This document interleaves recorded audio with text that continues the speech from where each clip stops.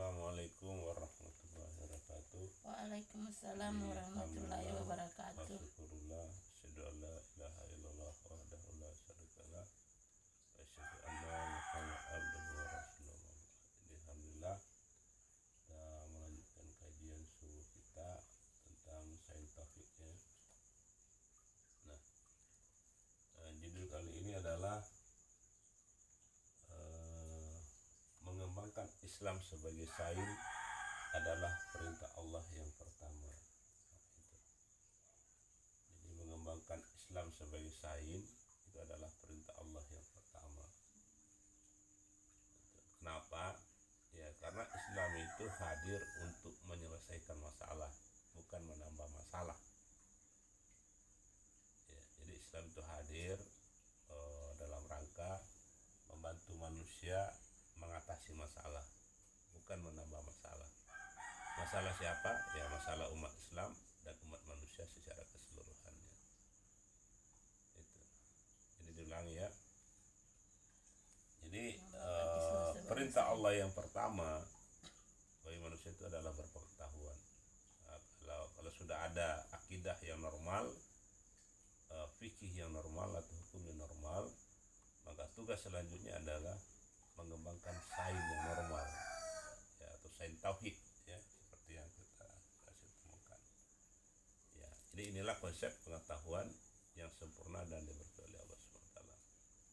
Nah, jadi bukan mengembangkan Islam sebagai kekuatan politik, ya. Nah, kalau kita kembangkan Islam sebagai kekuatan politik, maka Islam akan dianggap oleh orang lain yang belum mengenal Islam sebagai ancaman. Ya, sebagai ancaman. Ancaman itu akan memicu mereka menjadi cemas, takut, kemudian berakhir pada kebencian. Kebencian itu akibat daripada kecemasan dan ketakutan tadi. Kecemasan, ketakutan kan memicu rasa tidak enak. Nah, rasa tidak enak itu memicu orang untuk menarik diri atau melakukan perlawanan. Nah, kebencian itu sama, yang menarik diri juga benci, yang melakukan perlawanan juga benci. Hanya beda responnya. Yang orangnya emosional maka akan melakukan perlawanan dengan sebagai dampak dari kebencian. Tapi ada juga orang diam tapi dia juga benci, karena dia cemas, takut dengan apa yang dia pahami begitu. Ya. Nah, itulah sebabnya secara internal kalau kita amati ya perjalanan Islam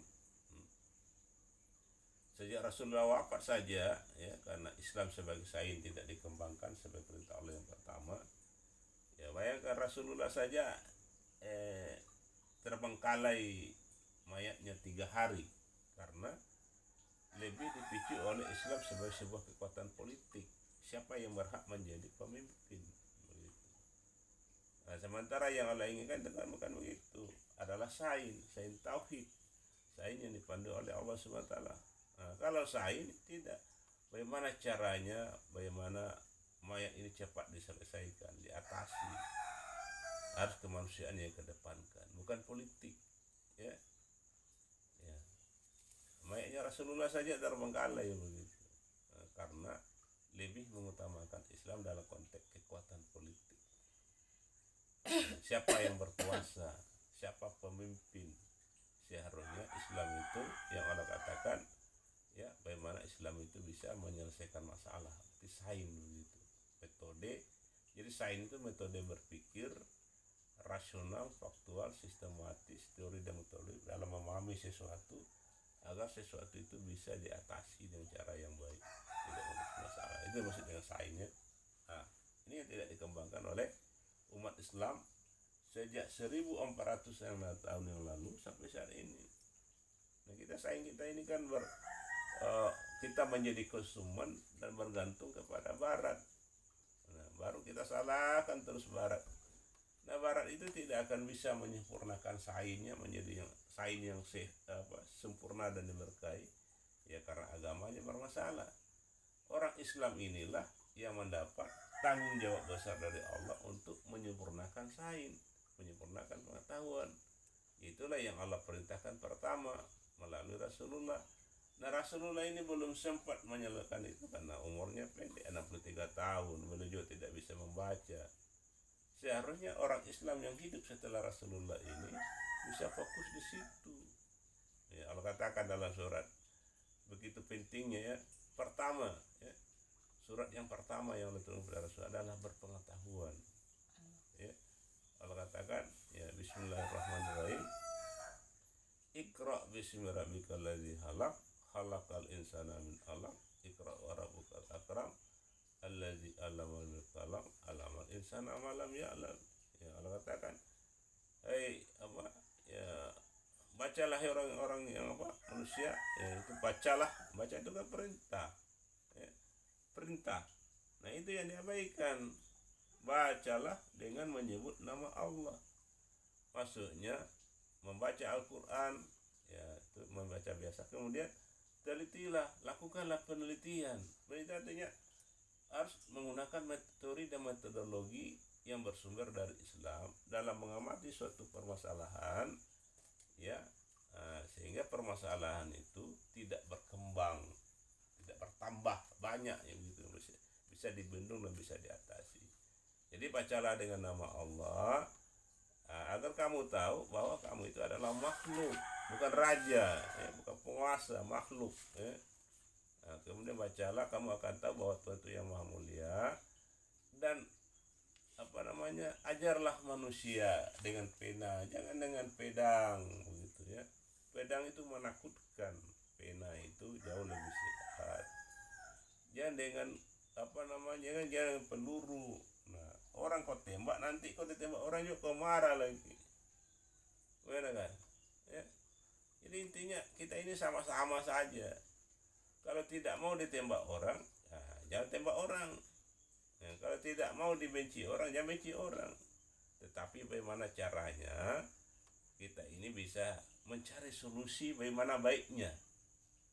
Ya, bagaimana baiknya supaya masalah tidak bertambah banyak. Ini kita sudah tidak makan, sudah kelaparan, tambah masalah lagi. Kapan selesainya? Yang ada saja kita tidak mampu, tambah lagi. Nah, ini pentingnya kita mengembangkan saing yang disandarkan kepada Allah SWT. Nah, inilah pekerjaan besar, inilah yang tidak dijalankan oleh umat Islam sejak 1400 tahun yang lalu. Dia sibuk mengembangkan Islam sebagai kekuatan politik, ini segala macam. Sehingga tidak menyelesaikan masalah. Akhirnya apa? Menyebabkan Al-Quran dihina, dibakar.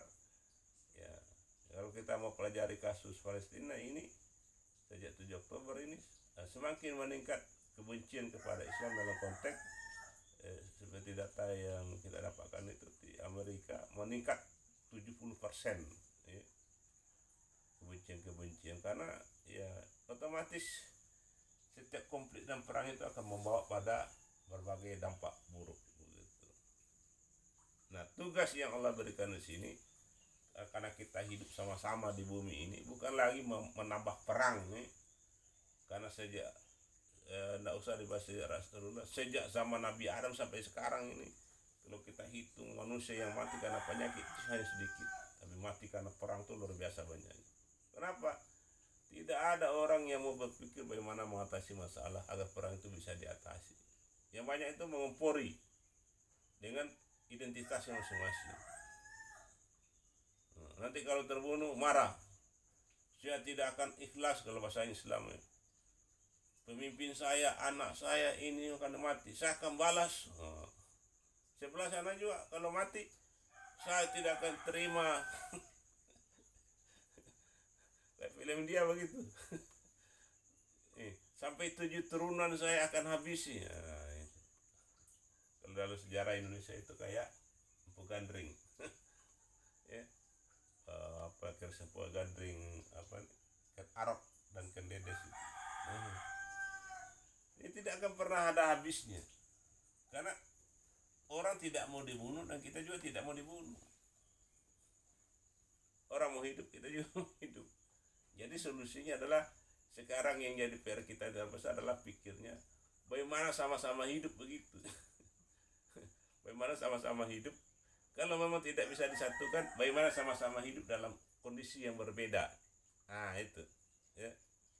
Nah inilah yang saya sebagai pasien ya sejak 22 tahun yang lalu sudah jadi pasien, sudah menderita, susahnya hidup di dalam perbedaan, tidak dapat toleransi. Tapi karena saya berusaha, karena untuk keselamatan diri, keluarga dan anak, saya berusaha mengamati, berkorban, alhamdulillah Allah bantu, ya Allah bantu, Allah berikan petunjuk dan pertolongan kepada kita, maka lahirlah sains tauhid, sains yang sempurna dan diberkahi, pertama dalam sejarah manusia.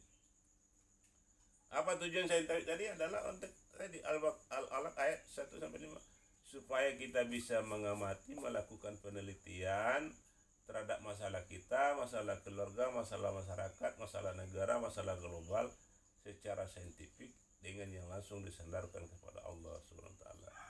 Sehingga yang tadinya konflik bisa diatasi, tidak berkembang menjadi perang. Yang tadinya perang bisa diatasi, tidak lagi berkembang menjadi perang yang lebih besar.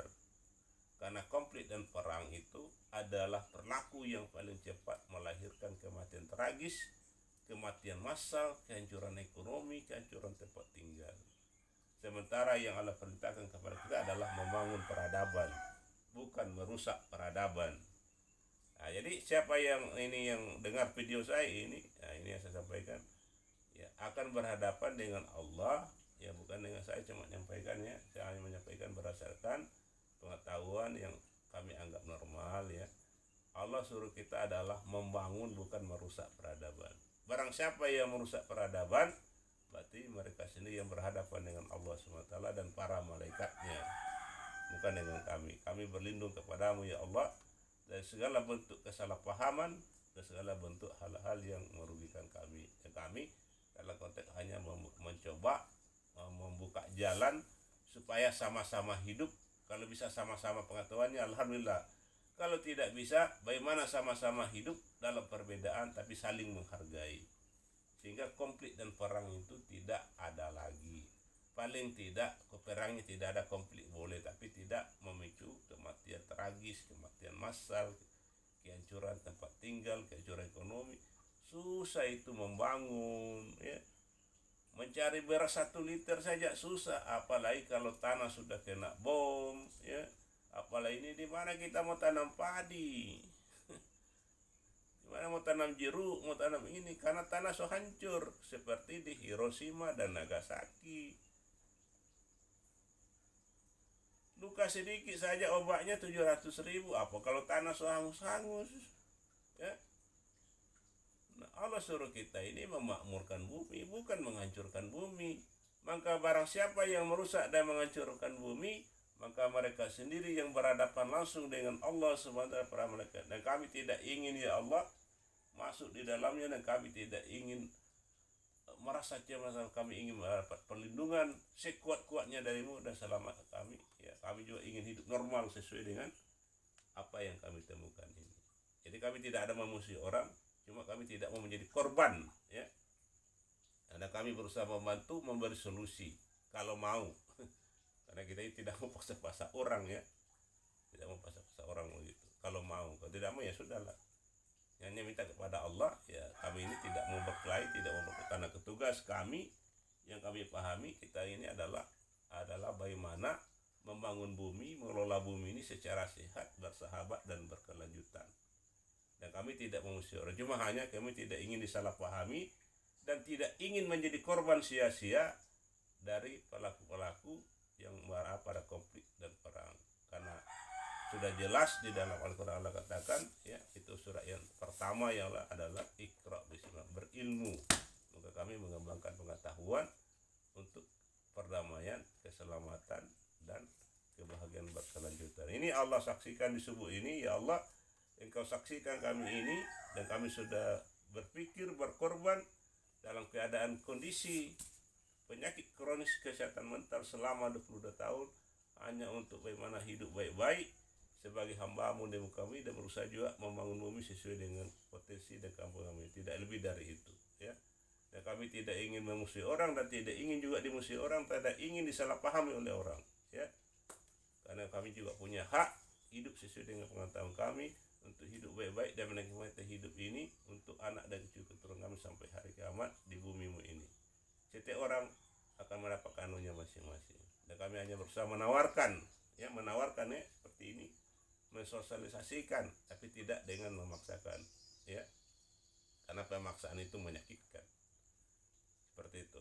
Nah, seperti itulah.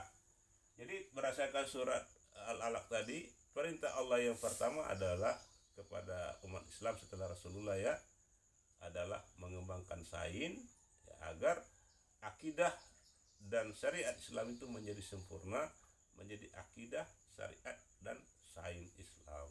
Nah, sehingga umat Islam itu memiliki konsep pengetahuan yang sempurna, dan inilah yang belum pernah dicapai, ya. Kenapa? Itu tadi saat ada dua itu, ada tiga, ya. Pertama, umat Islamnya sibuk berburu ekonomi, mencari kesenangan dunia yang Rasulullah katakan, ya sibuk memburu kesenangan dunia, sehingga terjadilah muncul penyakit wahan. Ya, itu maka umat Islam banyak, tetapi kekuatannya tidak ada karena memburu kesenangan dunia tanpa konsep akademik Islam begitu. Nah, yang kedua, ada sebagian umat Islam yang belajar mengobarkan waktunya untuk mendalami agama atau ilmu, tapi ya mereka ini terpecah-pecah dan saling berbangga-bangga dengan kelompoknya dan lebih suka bergerak dalam bidang politik. Nah, politik tadi ujung-ujungnya adalah kekuasaan. Nah, ketika Islam berjaya atau sampai pada puncak kekuasaan dengan cara politik, otomatis akan menakutkan bagi orang yang menguasai. Walaupun Islam itu baik, tapi karena dia masuk lewat politik, maka dianggap ancaman balik oleh orang yang tidak paham Islam. Nah, sehingga memicu lagi Islamofobia, memicu lagi kebencian yang seharusnya tidak perlu, seperti yang terjadi di Eropa setelah diserang oleh orang Arab dan orang Turki. Maka kita orang Indonesia ini yang tidak tahu permasalahan dapat akibatnya. Kita dijajah oleh orang Eropa selama ratusan tahun. Kenapa? Karena orang Arab dan orang Turki membawa Islam ke Eropa itu dengan konteks politik, bukan dengan konteks sains. Ya. Walaupun dia tidak istilahnya bersikap baik, tetapi orang sudah takut duluan karena diperangi dengan pedang, dengan ini. Ya, seharusnya tidak demikian. Kalau yang pertama diterapkan, ya, surat Al-Alaq 1-5 tadi, seharusnya langkah pertama yang dilakukan orang Arab, orang Turki pada orang Eropa adalah mengamati di mana letak permasalahan ini Eropa, diteliti, kemudian dibantu mereka secara saintifik untuk mengatasi masalah mereka.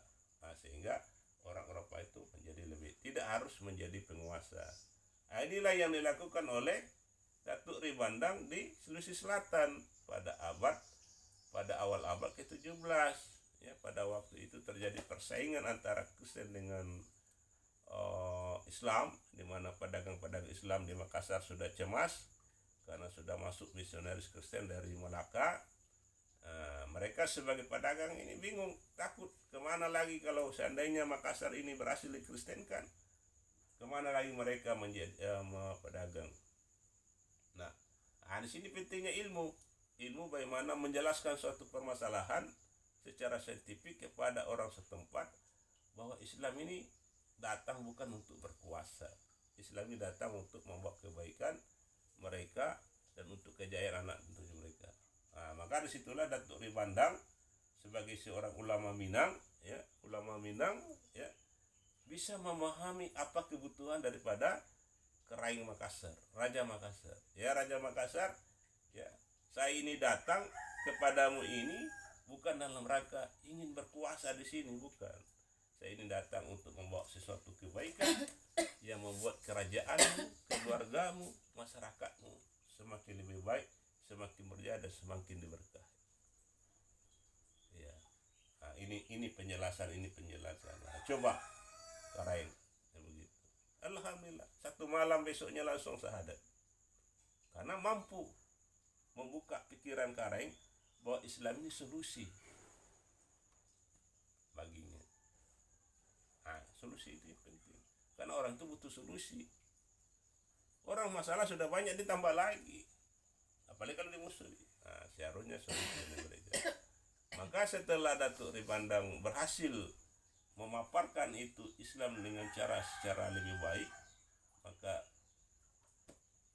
Raja Makassar terbuka pikirannya bahwa Islam ini betul-betul adalah kebaikan yang membawa kepada kebaikan, keberkahan bagi dirinya, keluarga dan masyarakatnya. Maka ketika Islam diterima, selamatlah para pedagang-pedagang tadi. Bayangkan itu dampaknya.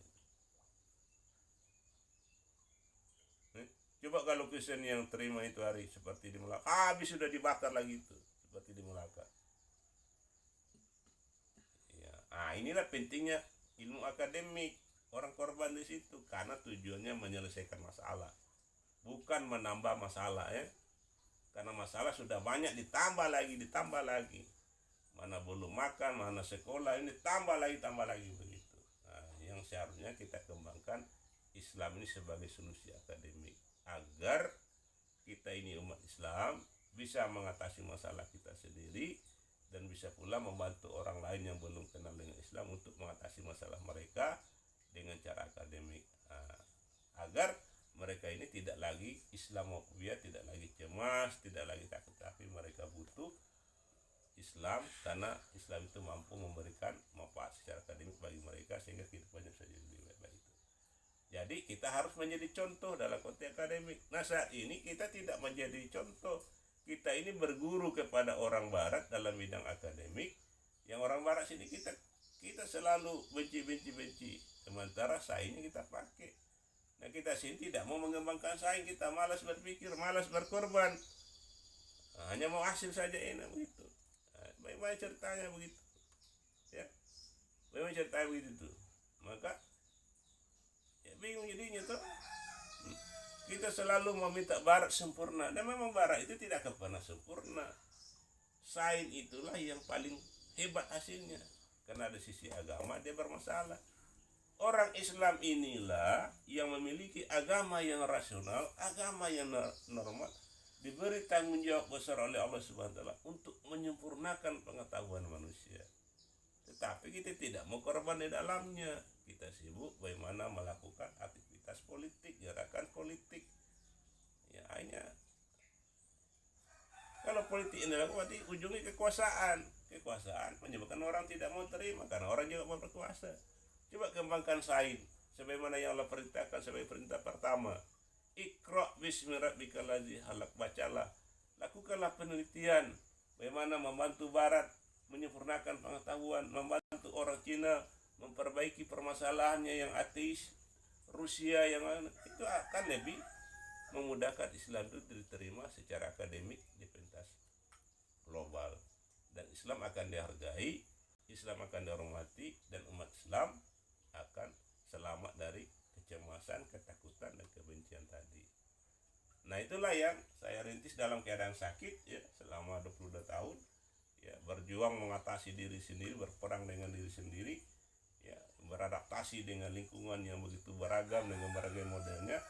Tapi alhamdulillah Allah berikan petunjuk dan pertolongan. Alhamdulillah setelah 22 tahun, maka kita adalah menjadi keluarga pertama yang berhasil merumuskan sains tauhid, kurikulum tauhid multikultural, dan ilmu kedokteran sebagai konsep sains, konsep kurikulum, dan konsep ilmu kesehatan yang sempurna dan diberkahi Allah. Dan tujuan utama ini adalah bukan untuk mencari popularitas ya, tetapi untuk keselamatan kita, keluarga, anak, keturunan sampai hari kiamat, bahwa kita ini sekali kita tegaskan bukan mencari musuh dan tidak ingin dimusuhi dan tidak ingin disalahpahami. Kita ini hanya berusaha hidup baik-baik di bumi ini, bagaimana hidup normal, bisa hidup bahagia di bumi dan mati masuk surga secara berkelanjutan. Dan kemudian kita pun menawarkan kepada orang di luar ya, di luar keluarga, bagi yang mau ya, bagi yang mau saja ya, tidak ada paksaan.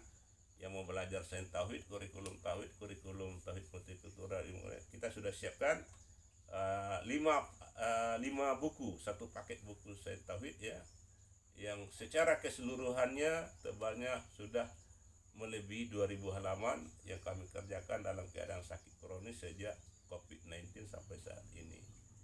Dan sudah ada bukunya, cuma kami belum bisa terbitkan dalam jumlah banyak karena keterbatasan dana, baru cetak sebagai sampel 1-2 masing-masing judul.